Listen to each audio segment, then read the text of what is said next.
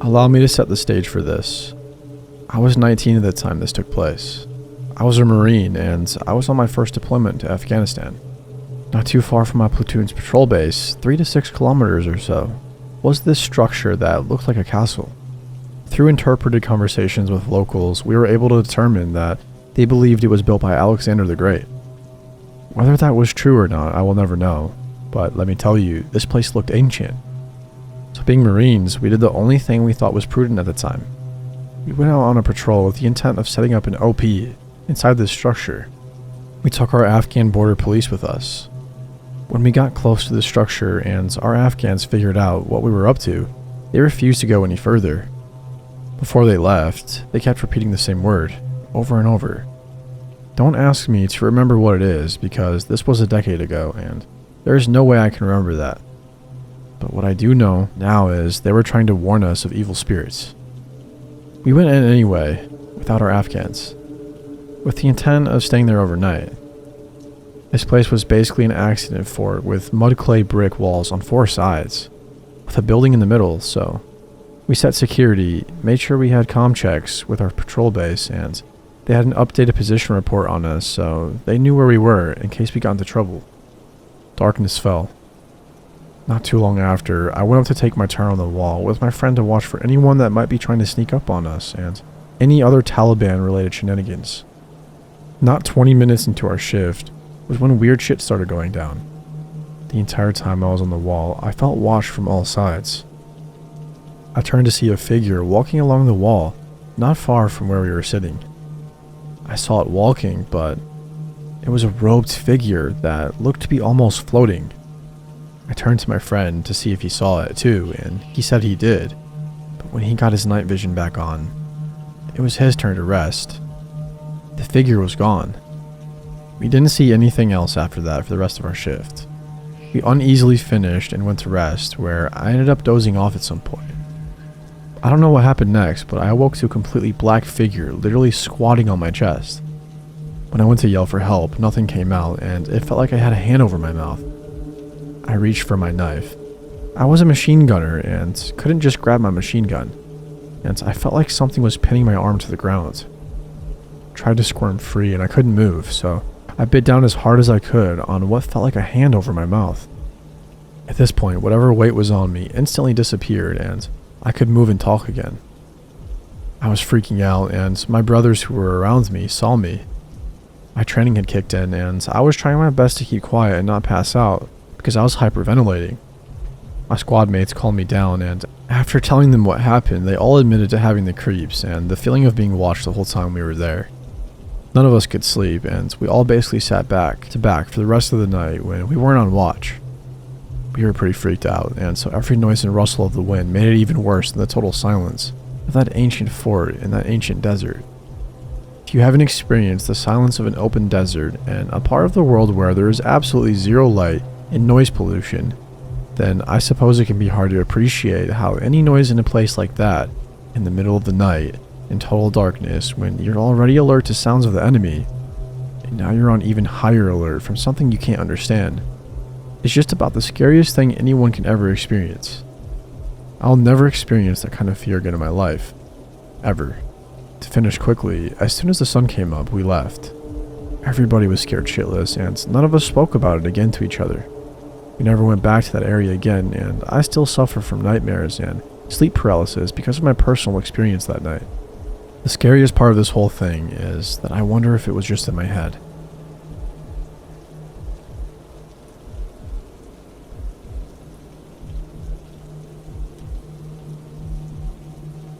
I was in my 20s at the time, young and full of ambition.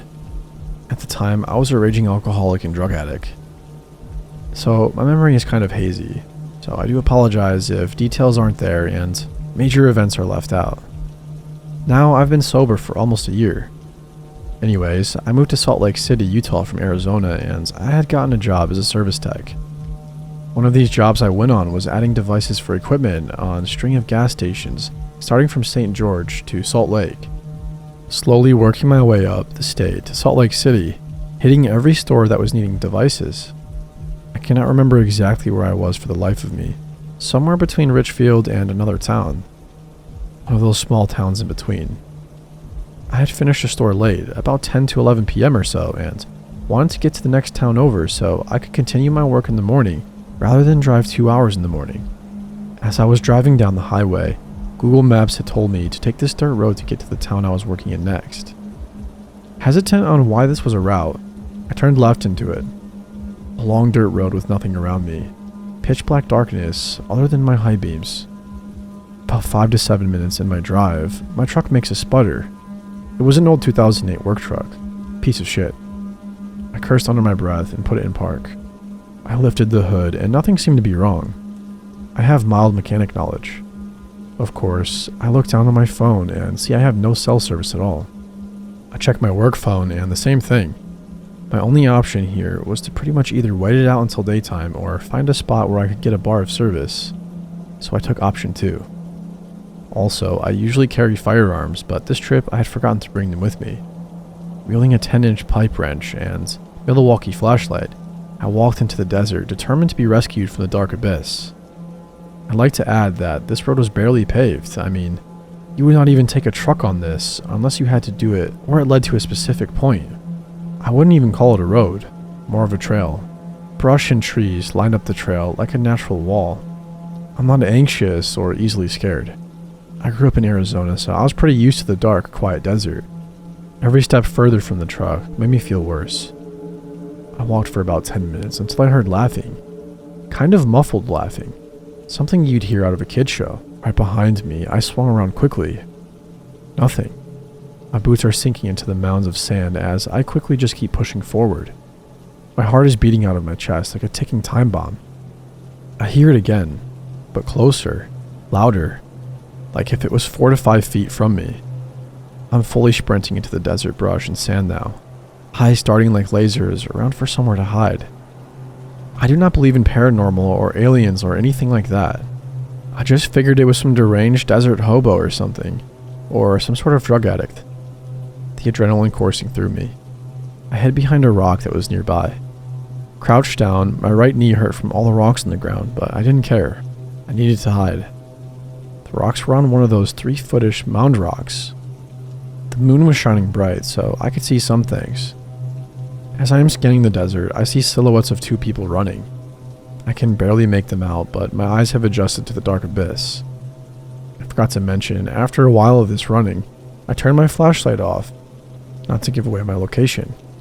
I hear them, talking, but I'm far enough away to not be able to understand what they are saying. I literally sent out a message to my family and friends saying that I loved them and that I'm sorry for anything I had done wrong in my life. They didn't send because I didn't have any service, just coping in a traumatic event. I'm not a small guy. I'm 5'10" and 230 pounds, but I was unarmed and outnumbered. God knows how many others were out there with them and what they were planning on doing when I was found and helpless. I waited, but they did not leave the general location of where they were at, scrambling around like mosquitoes. I had thought of the only thing I could do. I grabbed 2 small rocks.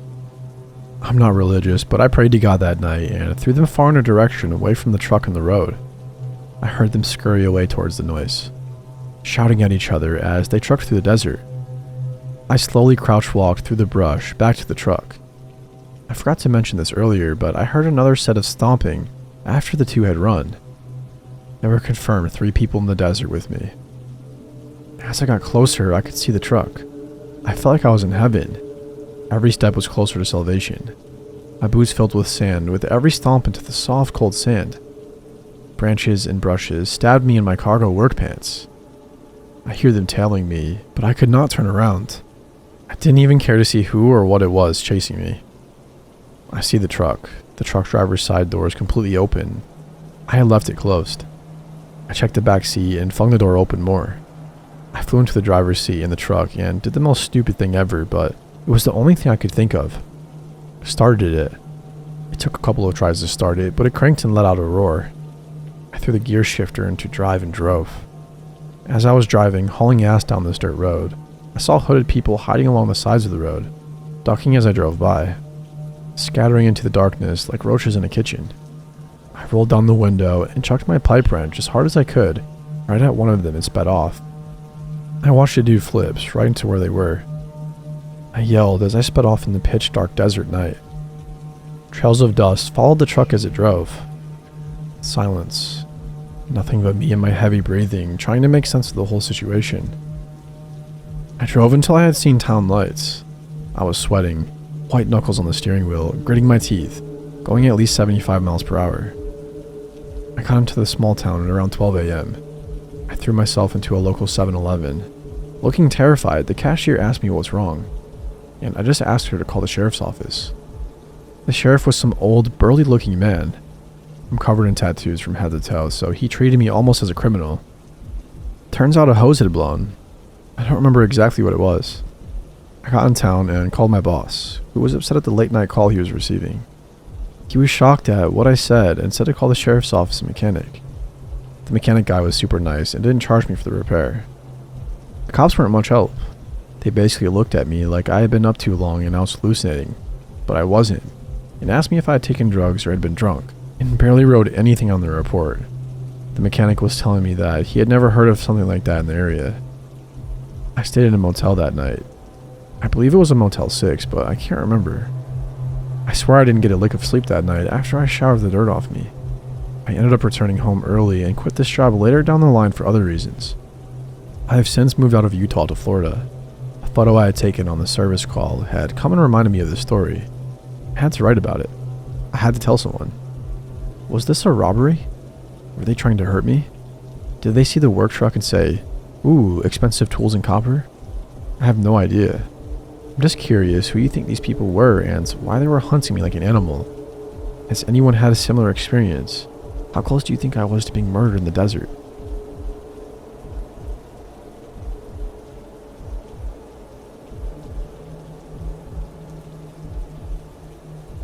It was the summer of '98, hot California desert. I was 5 years old, riding shotgun in my mom's crappy little convertible. It barely ran, but the seats were red velvet, the radio worked, and being able to take the top down almost made up for the lack of air conditioning. My days were normally spent at daycare or the babysitter's, as my single student mom put in long hours at her job to provide for us. I didn't mind, it just meant the days like today were even more special. My mom was driving me across the next county to my cousin's house for a birthday party that was going to be complete with dress-up games and ice cream cake. To truly seal the deal, she had taken us to McDonald's right before we headed out on our drive. I got a Happy Meal with a stuffed Simba from The Lion King as my toy. That'll be important later. Our convertible eased onto the freeway, and for the most part, it was a pleasant and uneventful ride. I remember the loud noise of the cars and the hot wind. I first become aware of the truck as it lays on its horn behind us. I turned in the seat to see a huge gray monster of a truck tailgating us ridiculously close. As soon as it was safe, my mom changed to the slow lane on the right of the freeway, assuming he would pass us. He pulls level to our car, rolls the windows down, and begins screaming at us to pull over. In the middle of the desert, on the freeway. My mom ignores him and tells me to do the same. I remember feeling uneasy but less scared than annoyed. Kind of like, dude, come on, this is my day to have fun, leave us alone. Besides, I wasn't really a stranger to angry shouting men, even at that age. Unfortunate, but true. I think the lack of reaction irritated the man, or maybe this was his plan the entire time. But he swiftly pulls into our lane and essentially forces us off the road onto the shoulder. My mom does her best to maintain control of the car and not make contact with the other vehicle, but that's pretty much impossible. The unmistakable crunch of metal rings out and both vehicles come to a stop. Again, on the side of a desert freeway. Not exactly anyone around to help out or places to go. Mom checks me to see if I'm okay and remains in her seat. Now, if I were her, I don't know if I would have waited to confront this man with a child in my car after that stunt. However, my mom has and always will be the tough as nails type of girl who isn't afraid of anything, especially when she feels she has been wronged, and of course she had no idea what was about to happen next. In a flash of anger and cursing, the man is at the driver's side door, screaming about the damage to his car, and about how it was caused because of the food trash that had been flying out of the convertible, landing on his front window and blocking the view. He starts demanding compensation, that my mom get out of the car and come look at his car. At this point, my mom refuses to get out. She points at a call box a fair distance away. Remember those? And says it's best to call the cops and let them handle this. definitely not the answer the man wanted. In one fluid movement, this man grabs the back of my brother's head and once, twice, 3 times smashed it into the steering wheel, leaving her unconscious. Lifting her like a sack of potatoes, he drops her on the side of the road and jumps into the driver's seat. Keys still in ignition and starts the car up. I haven't even reacted yet. I think I was in absolute state of shock. It wasn't until I felt the car moving and getting back on the road that I registered what had happened.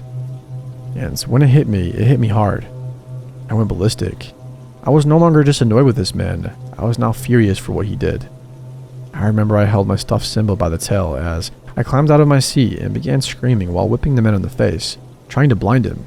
My battle cry, I'll always remember, was, "You're the meanest man in the whole world." I clawed and kicked and gave no care to what was going to happen to me. Just this man was going to pay. This led to a couple of things happening. First, I made it impossible to drive that car safely and he ended up crashing into another shoulder. Second, by this time people had started to see a combination. A woman lying on the shoulder and a convertible with a Tasmanian devil of a 5-year-old beating up on some creeper and began to alert authorities. I don't remember too much after that. I remember the cops coming and sitting in the back of a police cruiser. They gave me a teddy bear and asked me a lot of questions, and my grandma picked me up. My mom went to the hospital where she thankfully didn't have any major damage, just a busted nose and some whiplash. I never made it to my cousin's party and never saw that white convertible again. I'll always be thankful for my main man Simba having my back through all of that. I don't know what that man's intentions were. Looking back and knowing the area we lived in, it wouldn't surprise me in the slightest if drugs played a major part in all of this.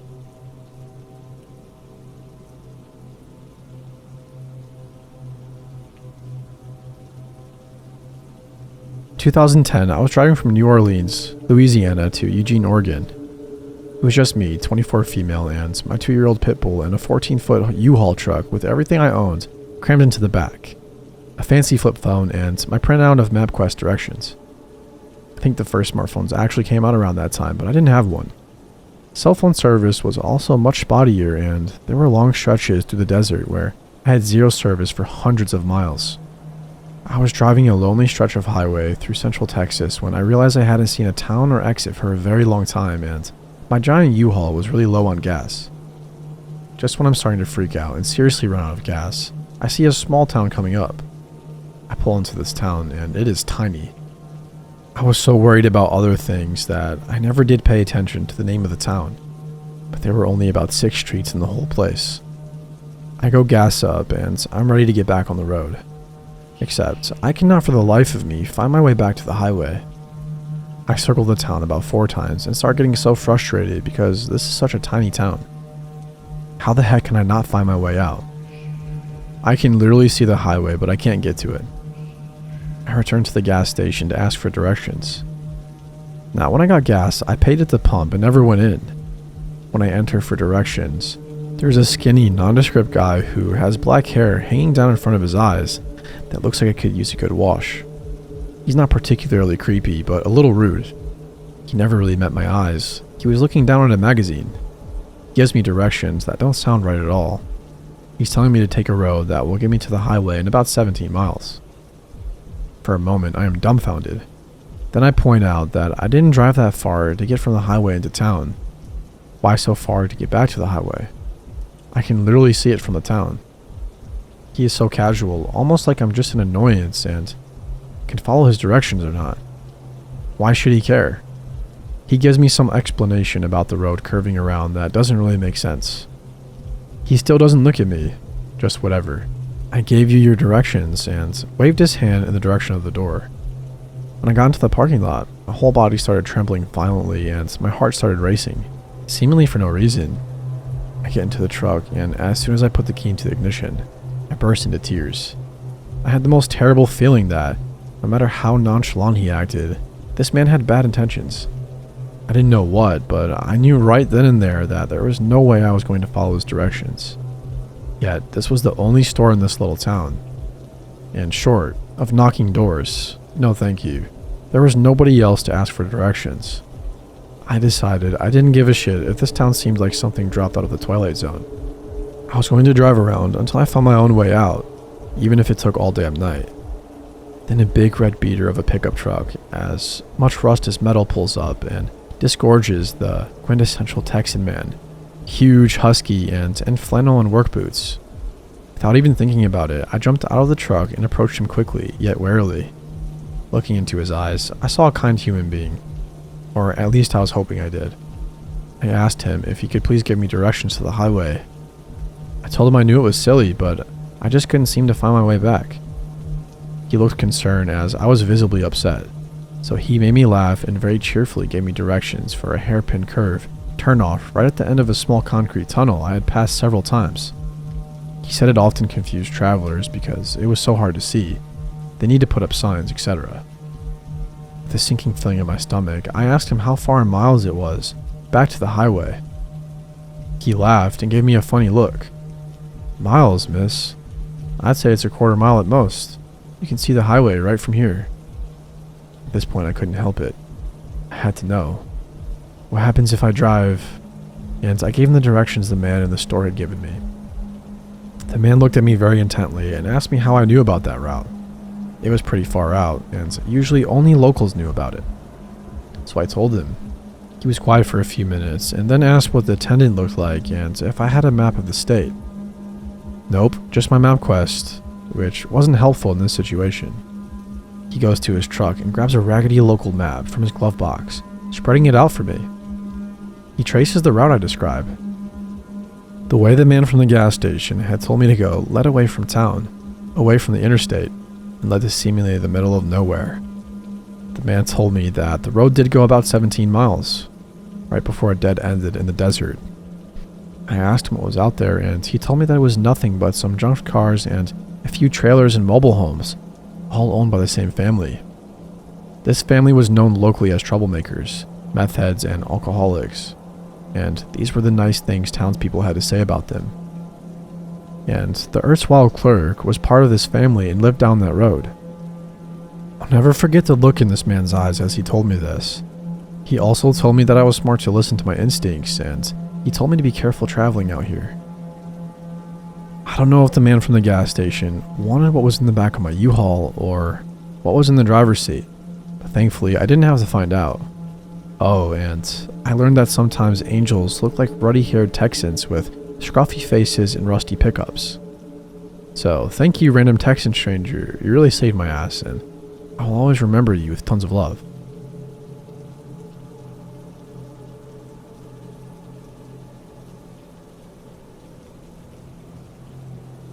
Let me preface this by saying I'm not claiming this was any particular phenomenon. I'm telling you exactly what happened. No exaggeration or lying of any kind. So on to what happened. 20 years ago, my brother and I, 19 and 15 at the time, were working a landscaping job in northern Arizona. We had gotten off work at the site around 7 p.m., hopped into his truck, and started the 45-minute commute home. On the way back, there is a dirt road that leads about 20 miles into the middle of the desert. It's there mainly to take dirt bikes out or go four-wheeling, etc. But we could use it as a good spot to stop and smoke weed while avoiding prying eyes. So we drive a few miles in and park in between these two hills that hide the truck and us pretty well. We've done this about 30 times up to that point, though never again after this night. We stop and I commence the ritual of breaking it up to roll. He was talking about something, but I wasn't really listening until I heard his voice change. "Did you hear that?" he asked. We both listened, and I heard a strange, high-pitched, tinny sound for a split second, and then suddenly complete silence. The desert is actually a pretty loud place at night. I remember realizing that when the sound was gone. As we sat there for maybe 5 more seconds, my brother gasped, started the truck, and floored it in rapid succession. We're flying out of the desert now, and I'm bouncing like a ball from his reckless driving. I'm asking him, "What the heck, man?" as we go, but he says nothing. We hit the street, and the lights of a passing car show his face. He is pale and completely wide-eyed with his mouth open. I got scared of seeing so much fear from him and just sat there waiting for him to stop.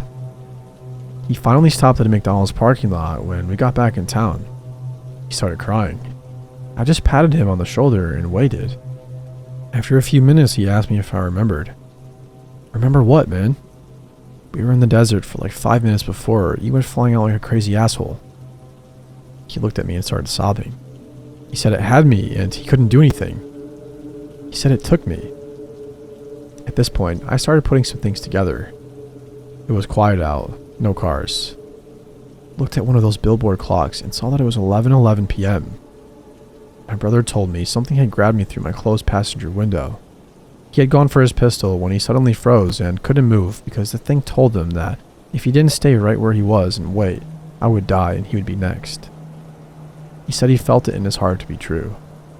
The thing that had me was very tall and thin, with huge black eyes. He says he doesn't remember anything else about it, just tall and thin with huge black eyes. He sat frozen in absolute terror for hours while the thing disappeared with me into the desert. And suddenly, I appeared in the truck and he gunned it out of there. Over the years, I've talked to him about it twice. He hates to even mention it. He's ashamed, I think, and still very afraid. He changed after this, always seeming to be less energetic and a little withdrawn. Wish it wasn't like that. Wish I could help. I told him he was blameless, and I thanked him for getting us out of there. That's all I could do. I had considered multiple times getting hypnotized to see if I could ever recover some memories like I've heard other people apparently have. But whenever I think about it, I remember the light flashing over his face and the sheer terror I saw there. Better not to know, I think.